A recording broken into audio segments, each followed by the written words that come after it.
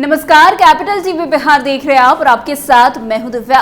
बिहार विधानसभा चुनाव से पहले नीतीश सरकार ने लालू यादव से बड़ा बदला लेने की तैयारी पूरी कर ली है। नीतीश सरकार ने 29 सालों में जो नहीं किया वो अब करने जा रही है। जहां नीतीश सरकार चारा घोटाले के 950 करोड़ की वापसी के लिए बड़ा कदम उठाने की अब तैयारी कर ली है। दरअसल चारा घोटाला बिहार के इतिहास में एक ऐसा भ्रष्टाचार कांड है जिसने न केवल राज्य को बल्कि पूरे देश को हिलाकर रख दिया था। इस घोटाले ने राजनीतिक, प्रशासन और न्याय व्यवस्था को गहरे तक प्रभावित किया था और आज भी इसके परिणामों का असर दिखाई पड़ता है। बिहार विधानसभा चुनाव से ठीक पहले बिहार सरकार ने चारा घोटाला मामले में एक अहम कदम उठाने की योजना बनाई है। अब सरकार चारा घोटाले के लिए 950 करोड़ रुपए की वसूली के लिए कोर्ट जाएगी और सीबीआई और इनकम टैक्स से बातचीत करेगी। इस कदम से ये संकेत मिलते हैं कि 1990 के दशक में जब कोई नेताओं और अधिकारियों ने इस घोटाले के जरिए करोड़ों रुपए की हेराफेरी की, तो अब सरकार उन पर शिकंजा कसने की तैयारी में है। आपको बता दें, चारा घोटाला 1990 के दशक में बिहार में हुआ था, जब बिहार सरकार के पशुपालन विभाग में करोड़ों रुपए की हेराफेरी की गई थी। इस घोटाले में फर्जी बिलों के जरिए सरकारी खजानों से 950 करोड़ रुपए की अवैध निकासी की गई थी। यह घोटाला उस समय सामने आया था जब बिहार में लालू प्रसाद यादव मुख्यमंत्री थे। मार्च 1996 में पटना हाईकोर्ट ने इस मामले की जांच सीबीआई को सौंप दी थी और राज्य सरकार से यह सुनिश्चित करने को कहा था कि गबन की गई राशि को सरकारी खजाने में वापस लाया जाए। कोर्ट ने यह आदेश भी दिया था कि आरोपी की संपत्ति को जब्त करके नीलाम कर राशि वसूली जाए, लेकिन 29 साल बाद भी 1 रुपया भी खजाने में वापस नहीं आया। वैसे चारा घोटाले में शामिल कई बड़े नेताओं और अधिकारी जेल गए और उन्हें सजा भी हुई। इस मामले में प्रमुख आरोपी लालू प्रसाद यादव रहे, जो उस समय बिहार के मुख्यमंत्री थे।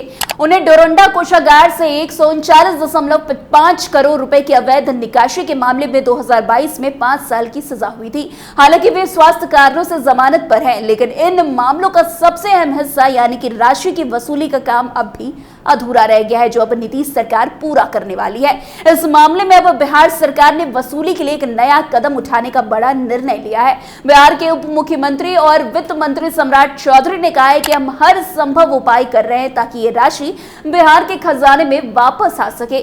जरूरत पड़ी तो कोर्ट जाएंगे, जांच एजेंसी से बात करेंगे। उनका यह बयान इस बात का संकेत है कि बिहार सरकार इस मामले में पूरी ताकत से कार्रवाई करेगी ताकि वो चारा घोटाले में गबन किए गए पैसे को वापस लाने में सफल हो सके। सम्राट चौधरी का कहना है कि वसूली के लिए सभी संभावित उपायों पर विचार किया जा रहा है। इसके तहत सीबीआई और इनकम टैक्स से बातचीत की जाएगी ताकि आरोपियों की संपत्ति को जब्त किया जा सके और फिर नीलाम किया जा सके। इस प्रक्रिया में न्यायिक और कानूनी जटिलताओं का सामना करना पड़ सकता है, लेकिन सरकार का लक्ष्य ये सुनिश्चित करना है कि वसूली की प्रक्रिया सफल और जितनी जल्दी हो सके ये राशि बिहार सरकार के खजाने में वापस आ सके। वैसे चारा घोटाले में सीबीआई और अन्य जांच एजेंसी महत्वपूर्ण भूमिका निभा रही है। 1996 में जब इस घोटाले की जांच सीबीआई को सौंपी गई थी, तब एजेंसी ने आरोपियों की संपत्ति की जब्ती और नीलामी की प्रक्रिया शुरू की थी, लेकिन यह प्रक्रिया काफी जटिल साबित हुई। जांच एजेंसी का ज्यादातर समय रसूखदार आरोपियों को सजा दिलाने में बीत गया, जिसके कारण संपत्तियों की जब्ती और नीलामी की प्रक्रिया अभी भी अधेर बुन में लटकी हुई है। वैसे पटना के पौष इलाके में कुछ संपत्तियों पर जब्ती के बोर्ड लगे हैं, लेकिन नीलामी की प्रक्रिया अब तक पूरी नहीं हो पाई है। इसके अलावा कई आरोपियों की संपत्ति की जब्ती की प्रक्रिया भी पूरी नहीं हो पाई है। ये सारी स्थितियां वसूली के काम में बाधा डाल रही है। वैसे रविशंकर प्रसाद, जो इस मामले के याचिकाकर्ता और पूर्व केंद्र कानून मंत्री रहे हैं, उन्होंने इस पर कहा कि घोटाले की राशि की वसूली इसके लिए लॉजिकल कंक्लूजन के लिए जरूरत है। कोर्ट का आदेश पूरा होना चाहिए, एजेंसी को सक्रिय होना होगा और कानूनी पेचीदगियों का समाधान करना होगा। वहीं याचिकाकर्ता सरयू राय का भी कहना है कि संपत्ति की जब्ती और नीलामी बहुत कठिन काम है, प्रक्रिया को सहज बनाना होगा ताकि सार्थक नतीजे मिल सके। वैसे चारा घोटाले की प्रकृति काफी जटिल रही है। इसमें सरकार खजाने से फर्जी बिलों के जरिए पैसे निकालने की योजना बनाई गई थी। इस घोटाले में पशुपालन विभाग के तहत चारा, दवाइयां, उपकरणों की खरीद दिखाकर सरकारी खजाने से पैसे निकाले गए थे।